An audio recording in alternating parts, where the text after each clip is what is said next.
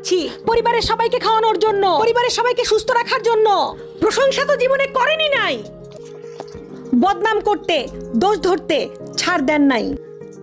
আমরা মা বোনেরা দেখবেন সারাদিন শ্বশুর বাড়িতে কাজ করার পরেও নাম পাই না, কিন্তু তরকারিতে যদি একদিন লবণ কম হয় কত কথা যে শুনতে হয় তার ঠিক নাই। নির্মম কিছু সত্য কথা বলবো, মনোযোগ দিয়ে শোনেন। নিজের টাকা দিয়ে যখন রেস্টুরেন্টে খেতে যান, খাবারও খান, টিপসও দেন, আবার বাইরে এসে স্ট্যাটাস মারেন। কয়জন আছেন ফেসবুকে স্ট্যাটাস দিয়েছেন, মা আপনাকে ধন্যবাদ, আজীবন রান্না করে খাইয়েছেন। কয়জন স্বামী আছেন স্ট্যাটাস দিয়েছেন, বউ তোমাকে ধন্যবাদ, অক্লান্ত কষ্ট সহ্য করে তুমি আমাকে রান্না করে খাওয়াইছো। কয়জন আছে? একজনও নাই। রেস্টুরেন্টে টিপস দেওয়ার বেলায় আছেন, থ্যাংক ইউ দেওয়ার বেলায় আছেন।